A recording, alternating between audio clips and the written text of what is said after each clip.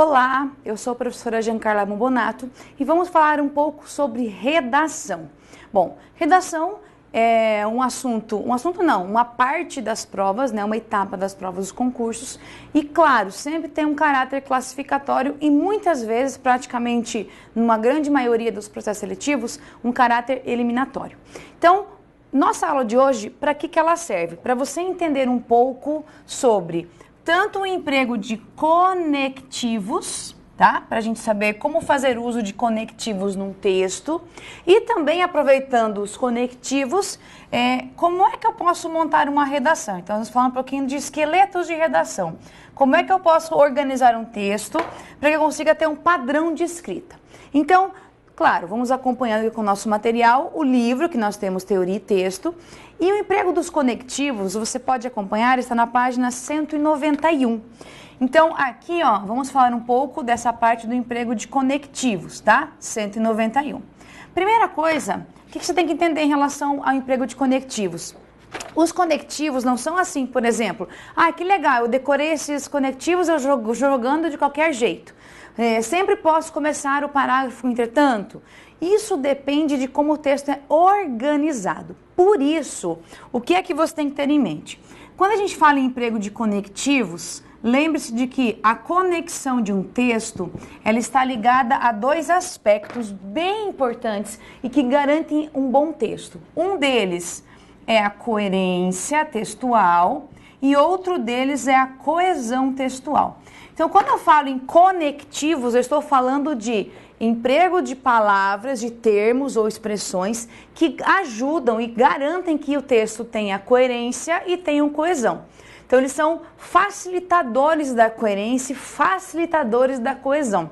Claro, em todo o texto eu sou obrigado a usar conectivos, depende do texto que você vai construir.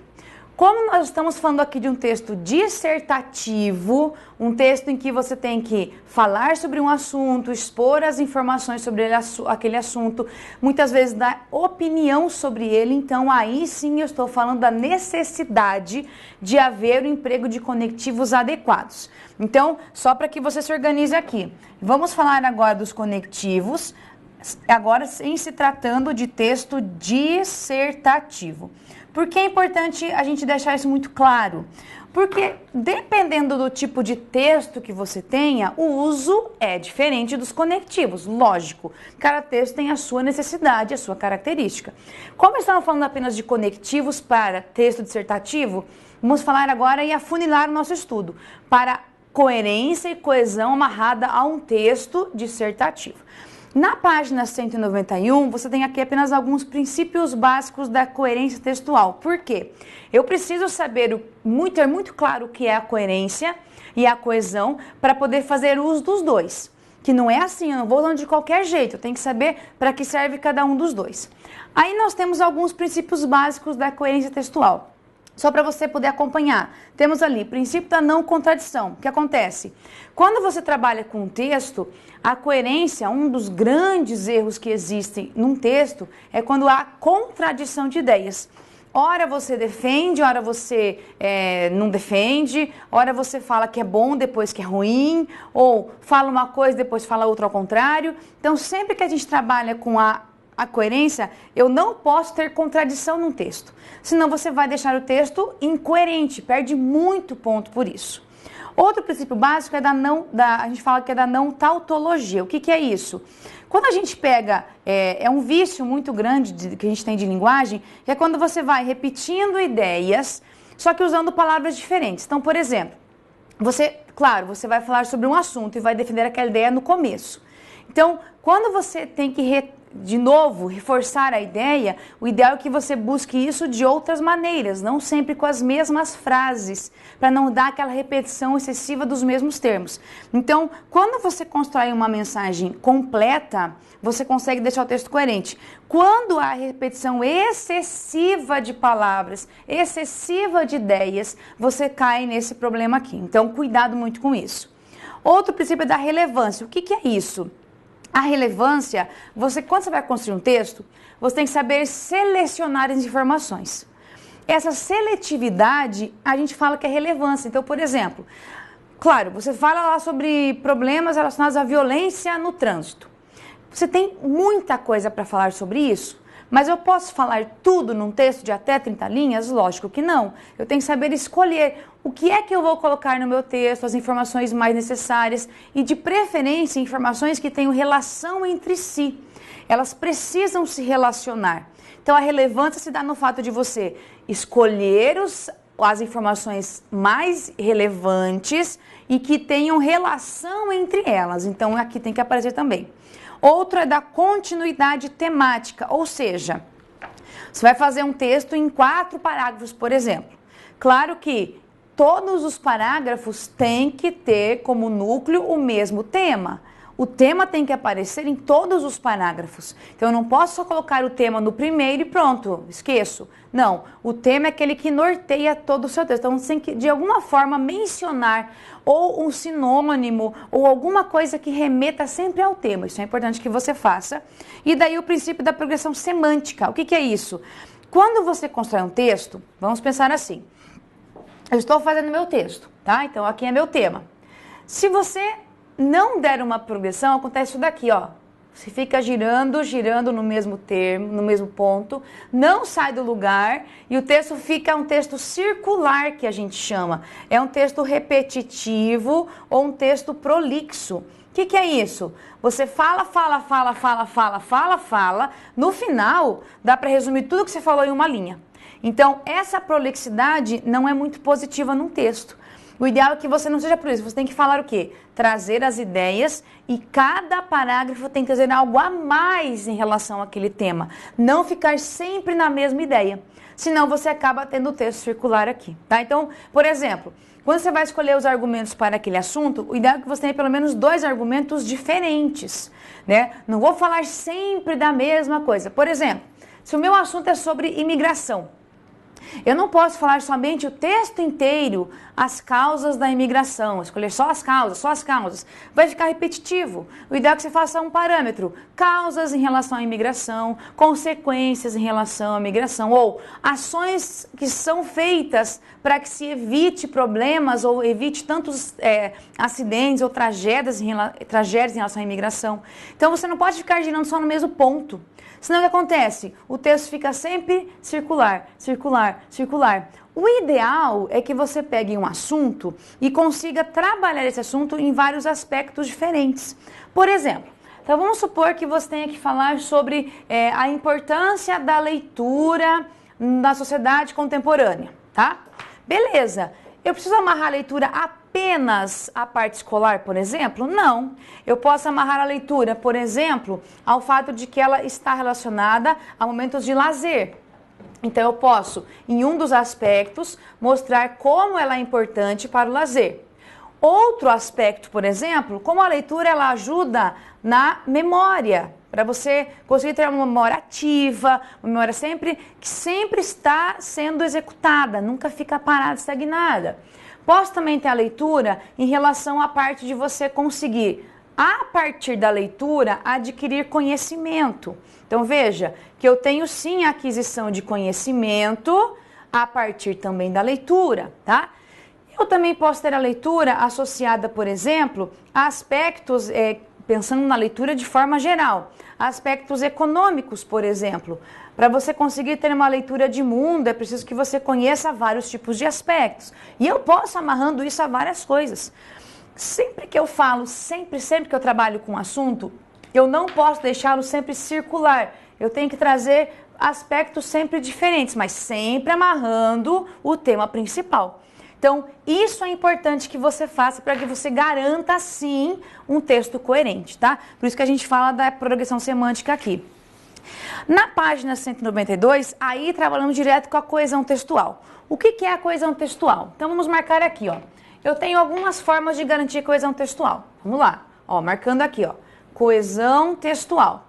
Aí nós temos a coesão referencial, tá? O que é isso? Coesão referencial e coesão sequencial. Aí nós vamos trabalhar com o emprego, então, de alguns termos bem pontuais. Aqui no livro nós temos uma explicação bem legal sobre isso. Então, na coesão referencial, o que nós temos? Palavras e expressões que fazem retomada. a ideia é retomar alguma coisa. Então, são expressões que retomam. A palavra de ordem é retomar alguma coisa. Aí você tem sinônimos, você pode ter o emprego também de pronomes, por exemplo, tá? Não somente isso, ó. Pronomes fazem isso, sinônimos fazem isso. Então, há várias formas de você retomar para evitar a repetição. A ideia da coesão referencial é evitar a repetição de palavras, de ideias, de termos. Na sequencial, o próprio nome já diz, é dar sequência ao texto, tá? Por isso que a gente tem, ó, dar sequência ao texto. Como assim? Nessa ideia de dar sequência, nós vamos usar, por exemplo, conjunções, que são expressões que garantem a sequenciação, algumas expressões, algumas preposições que ligam termos. Então, sempre que eu falo em coesão, eu tenho a referencial e a sequencial. Elas sempre andam juntas, tá? Eu não posso, aí vou usar só a referencial. Não. Sempre elas estão juntas, tá? Porque uma contribui para que a outra apareça e fique coerente. Então, tudo isso amarrado ao texto garante um texto bom, com progressão. Então, a gente aprende separado, que é coerência e coesão. Mas, no final das contas, um ajuda o outro. Eu não posso ter um texto só coeso ou incoerente, ou coerente sem coesão. Na verdade, um influencia o outro e um faz com que tanto a coesão quanto a coerência existam e sejam bem positivas. E aqui nós temos alguns exemplos de como pode acontecer a coesão. Então, por exemplo, na página 192, nós temos a coesão por referência, que é o emprego de pronomes. Aqui no exemplo que nós temos no material. Os alunos foram visitar o Museu da Língua Portuguesa. Eles foram acompanhados pelos professores. Em vez de falar de novo os alunos, a gente usa eles. É uma coesão simples, mas ela garante que você evite uma repetição que fica muito cansativa. Você fala assim, os alunos foram visitar o museu. Os alunos gostaram do lugar. Os alunos fizeram isso. Se eu ficar falando os alunos a uns alunos, fica muito chato. Isso prejudica a coesão. Por substituição. Você substitui, usa geralmente pronomes, e faz uma substituição de alguma coisa, de alguma expressão ou de alguma frase inteira, por exemplo. Olha só a frase. Os alunos foram advertidos pelo mau comportamento. Caso isso volte a acontecer, eles serão suspensos. Caso isso, o quê? De novo, eles serem advertidos pelo mau comportamento. Então, não retoma uma palavra só, retoma a ideia toda do que foi dito. Também uma forma de você fazer isso. Por elipse. Elipse é quando você omite um termo, mas ele é facilmente retomado pelo contexto. Então, por exemplo, Maria faz o almoço e ao mesmo tempo conversa ao telefone. Quem é que conversa ao telefone? Maria. Em vez de colocar de novo, Maria conversa, eu deixei o termo subentendido, mas eu consigo resgatar pelo que eu disse antes. Na coesão por conjunção, aí eu faço sim. Lembre-se de que as conjunções têm muito sentido, tem valor semântico. Então eu tenho conjunções adversativas, conclusivas, concessivas, finais. Cada conjunção traz um significado importante. Então olha só, como não consegui ingressos, não fui ao show. Contudo, assisti ao espetáculo pela televisão. Então você tem ali uma marca de sentido feito por meio da conjunção. E a coesão lexical, qual é? Quando você faz uso de sinônimos, pronomes, hipônimos, heterônimos, são palavras que retomam algo que já foi dito. Por exemplo, Machado de Assis é considerado o maior escritor brasileiro. Gênio maior de nossas letras? Claro, a expressão gênio maior de nossas letras faz referência a quem? Machado de Assis. Então, eu usei uma expressão para retomar a mesma coisa. Foi um dos fundadores e continua a frase. E quando a gente trabalha com a referencial, uma coisa importante na coesão referencial é que nós temos duas formas de fazer a coesão referencial. A gente fala por anáfora ou catáfora. O que é isso? Anafórico é o que vem antes. Catafórico que vai aparecer depois. Então, por exemplo, na catáfora, reivindicamos isto, : moradia, saúde e educação. Então, esse isto vai apontar para uma coisa que vai ser dita. Então, é uma coesão que aponta para frente. Na coesão por anáfora, você retoma alguma coisa que já foi dita. A presidente anunciou medidas que podem acalmar os ânimos. Então, eu estou falando de algo que já foi dito antes, tá? Por isso que a gente fala de coesão catafórica e anafórica. Também isso acontece bastante. Claro, quando a gente trabalha com esses tipos de coesão, é importante que você saiba como usá-los. Aí aqui, para você ter um leque maior de opções, porque é legal que você conheça um número bem legal de conectivos, para não usar sempre o mesmo. Posso usar sempre o mas não. Use outros, eu tenho mas, contudo, porém, todavia, entretanto. Então eu tenho outros para serem usados. Coisa explicativa, quando é para explicar alguma coisa, eu não preciso usar somente o pois ou porquê, eu tenho outras formas de fazer isso. Aí, para que você conheça, aqui nós temos na página 193 alguns valores semânticos dos conectivos, separados por sentido, por exemplo, prioridade, em primeiro lugar, antes de mais nada, de tempo, de semelhança e continua aqui. A ideia é que você saiba usar esses nossos conectivos de forma que favoreça o seu leitor.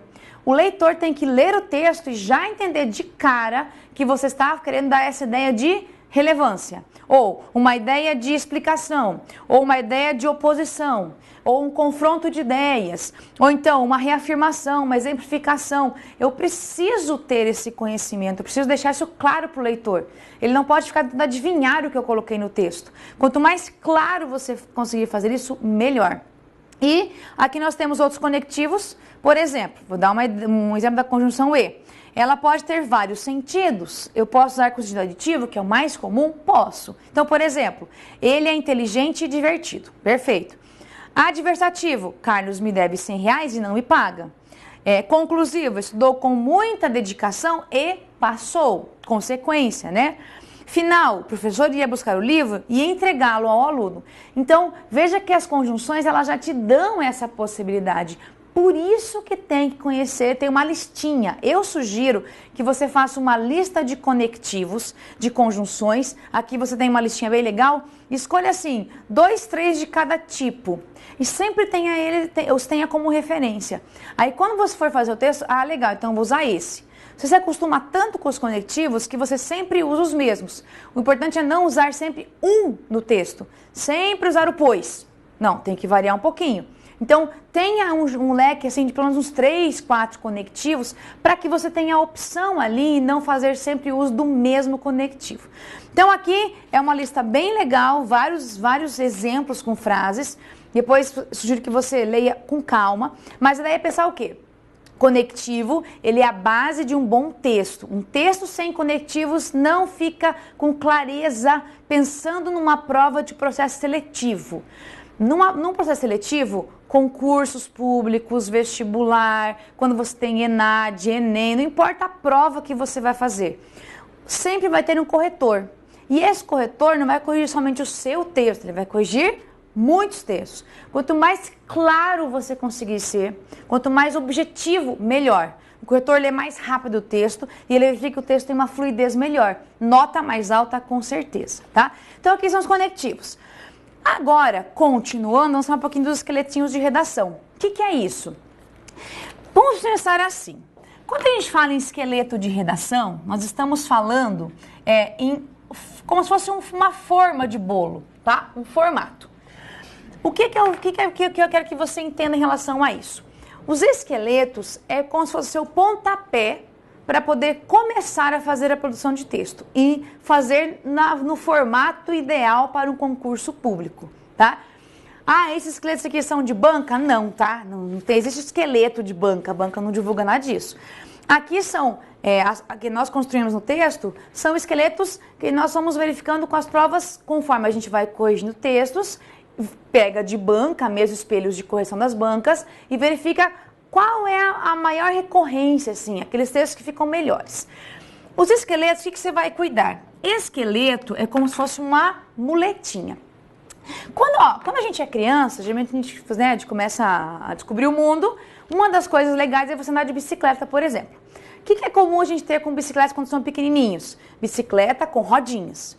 Então, os esqueletos, é como se eles fossem aquela bicicleta com rodinhas. Que você vai precisar das rodinhas, mas não o resto da vida. Então, você usa as rodinhas no começo, até você ficar bem seguro, bem firme. Quando você está bem seguro, o que acontece? tem que tirar as rodinhas, não pode ficar com as rodinhas o resto da vida, né? Tá lá com 30 anos nas costas, usando bicicleta com rodinhas, vai ficar bem estranho, né? Bem feio. Então, o esqueleto, o que que ele é? É simplesmente uma forma de você usar isso até ter segurança. Então, os esqueletos que estão aqui são sugestões, não é nada de banca, é sugestão.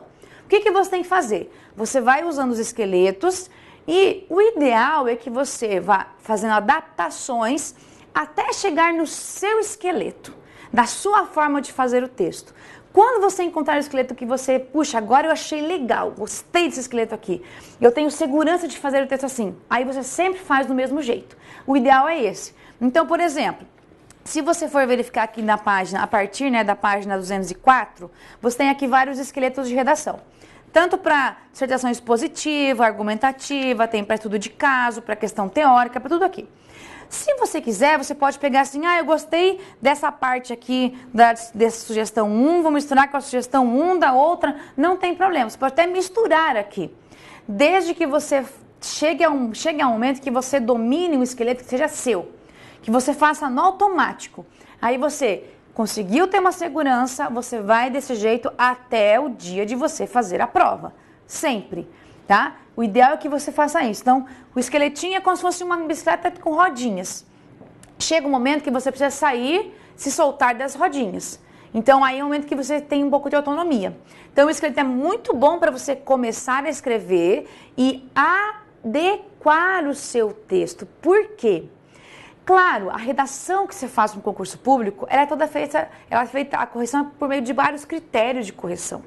Então, você tem que fazer o quê? Deixar o seu texto mais próximo possível dos critérios de correção estipulados pela banca. Para isso, aí você tem que adaptar a sua escrita. Não posso escrever do jeito que eu quiser. Eu tenho que fazer do jeito que a banca espera que eu faça. Então, os esqueletos são para isso. Para você moldar a sua escrita de acordo com o que deve aparecer, por exemplo, para uma banca, e daí sim você vai sempre escrever daquele jeito. O que importa mesmo, para ficar bem claro, não é o esqueleto, é o recheio. É igual, por exemplo, você ir a uma festa e você ver assim um bolo, né? Nossa, olha aquele bolo lindo, sabe? Todo decorado, maravilhoso, lindo. Quando você come, você fala assim, sabe quando você pega um bolo numa festa assim, você come um pedaço, daí você fica lá com aquele pedaço, né? Vai deixando de cantinho assim meio escondidinho para ninguém ver que você não quis comer e deixa lá. Então não adianta ser um esqueleto perfeito se o recheio também não está bom. Então tem que ter um texto com o que é o recheio? As ideias que você coloca, as informações que você traz, os argumentos, os exemplos, tudo isso tem que ser usado para rechear o esqueleto. Então aqui, só para você entender, nós separamos aqui, quando nós construímos esse material, em dissertação expositiva, tá? Dissertação argumentativa. Tem aí duas sugestões para cada um deles. Aí temos o estudo de caso, e também a questão teórica, tá? Você vai perceber que praticamente é muito parecida a construção dos esqueletos, tá? É muito parecida. Aqui, você só vai perceber a diferença da seguinte maneira. Na expositiva, geralmente você faz o quê? Trabalha muito mais com acréscimo de informações. Na argumentativa, você trabalha muito com a discussão de alguma coisa. Então, isso é mais importante. Já no estudo de caso, como ele é só simplesmente um parecer, então você vai ter perguntas e você tem que dar respostas a elas, só que tem que amarrá-las de alguma forma. Eu não posso só jogar as respostas assim, pronto, joguei de qualquer jeito. Tem que haver uma amarração. Então, o estudo de caso aqui, você pode perceber que o esqueletinho ele é mais simples. Por quê? A lógica do estudo de caso é você responder as perguntas, mas de uma forma que elas estejam amarradas. Então, o mais tranquilo é enumerar, para ficar mais fácil. E na questão teórica também é mais ou menos a mesma coisa. Você vai só fazer o quê? Jogar informações. A questão teórica ela é bem mais fechada ainda que o estudo de caso. É só para você dar conceitos, ideias sobre aquele assunto, exemplos, só para você explicar mesmo. Então, Aqui os esqueletos, eles servem para que você saiba como começar o texto e começar o parágrafo, mas o recheio é você que tem que fazer. Então, como é que eu posso usar isso a meu favor? Claro, você vai pegar primeiramente uma proposta de redação, logicamente, e vai tentar construir a partir dos esqueletos. Mas o que você tem que lembrar? Vamos pegar aqui um exemplo do esqueleto que está na página 205, que é o esqueleto que é de uma dissertação argumentativa. Sugestão 1. Então tá assim: a preocupação com, você pode colocar o assunto, né, com a violência no trânsito, está presente na contemporaneidade. Considerando esse contexto, podem ser discutidos. Aí você pode colocar aqui os argumentos que você vai discutir aqui no desenvolvimento, ou o que é mais relevante. Podem ser discutidos os efeitos e as causas. Sempre você vai ter alguma coisa para colocar aqui em relação ao que vai ser feito. E a última frase é só para fechar o parágrafo. Em primeiro lugar, fala uma coisa. Além disso, vale ainda destacar. Então, você tem o quê? Algumas formas de você começar os parágrafos. Claro, o que vai te dar nota é o recheio, sempre. Só cuidado, por exemplo, olhem aqui na sugestão número 1 da 204. Tá assim: ao se abordar, você coloca lá a temática, é importante analisar isso. Aí você tem algumas opções.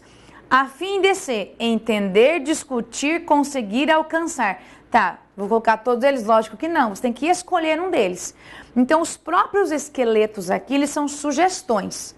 Claro que você pode fazer adaptações aqui, e muitas vezes tem que fazer uma concordância. Por exemplo, se você for pensar assim, na sugestão 2, tá assim, ó, no 204. Ao se falar sobre, é importante entender alguns aspectos que envolvem essa temática. Nesse contexto, discute-se ou discutem-se.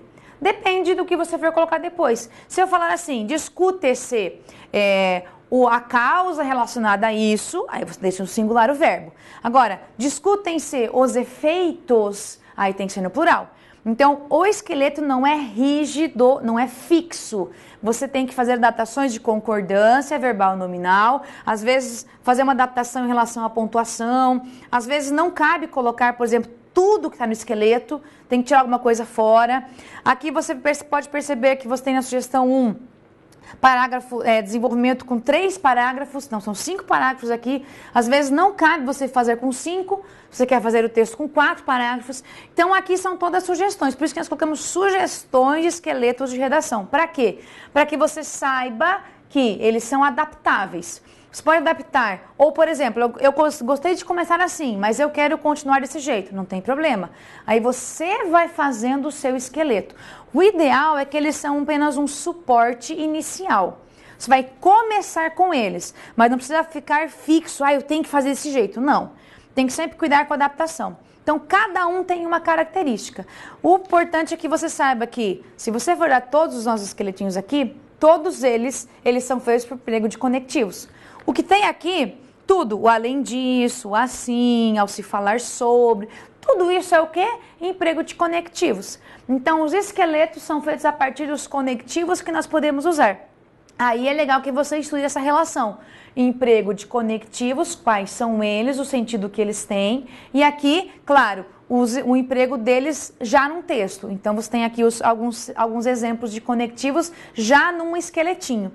Sempre, aí reforço, não existe um texto bom, pensando agora em prova de processo seletivo, texto dissertativo, que se ele não tiver uma boa construção em relação à construção de esqueletos ou de conectivos, né, seria a mesma coisa, o texto não fica bom. Portanto, saber empregar os conectivos é essencial para que você garanta que o seu texto tenha coerência e coesão, que são 2 critérios que todas as bancas usam para fazer correção de texto.